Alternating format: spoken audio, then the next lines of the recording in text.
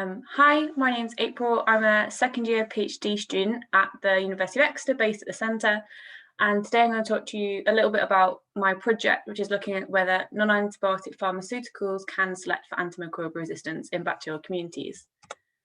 So we know that AMR is a global health threat. Every 45 seconds, somebody dies from a resistant infection. 0 new classes of antibiotics have been made available for clinical use since the 1980s.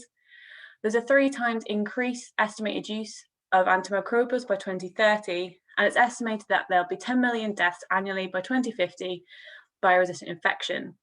So AMR is a natural phenomenon. Bacteria naturally produce antibiotics as a form of competition. So bacteria naturally have resistant genes, which means that they won't be killed by these antibiotics. Bacteria can also naturally pass these genes between each other, so between cells in the same species and between species, which means that genes can pass quite rapidly through the environment. The environment itself is quite highly polluted with both antibiotics, metals, and other pharmaceuticals. So we use antibiotics in both agriculture and veterinary medicine, as well as human medicine, and they can pass through the environment into the soil and through the wastewater system into the aquatic environment, where they're present with environmental bacteria, human-associated bacteria, and pathogens. So the most common pharmaceuticals that we actually take are not antibiotics, but other compounds associated with long-term conditions, such as lipid-lowering medication, antihypertensives, and analgesics. These compounds will be present in the environment as they pass there through the wastewater system and are often highly not removed from the wastewater system.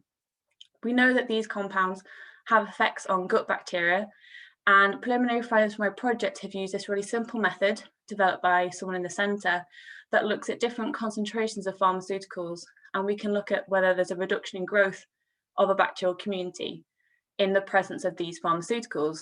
And when used as antibiotic, this is a really good proxy for selection for antimicrobial resistance.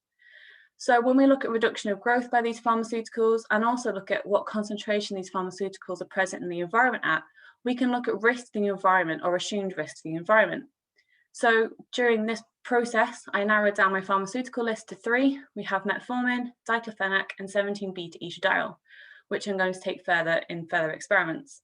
And to do this, we look at a 7-day evolution experiment where we incubate a bacterial community with different concentrations of pharmaceuticals in media and replenish this every day for 7 days. And we take samples at the start and the end to try and understand what changes the community have occurred, and also where there's any increases in antimicrobial resistance genes. So what are the implications of this? Then there may need to be policy and further regulation of these compounds as they are present in the environment as micropollutants.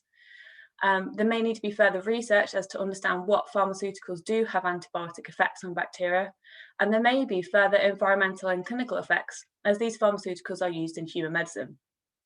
So to conclude, we know that non-antibiotic pharmaceuticals can have antibacterial effects, and we are investigating whether these antibacterial effects also can lead to selection for AMR. I want to thank my supervisors, particularly Amy and Will, both at the centre, and Jason Snape from AstraZeneca, and thank you for listening.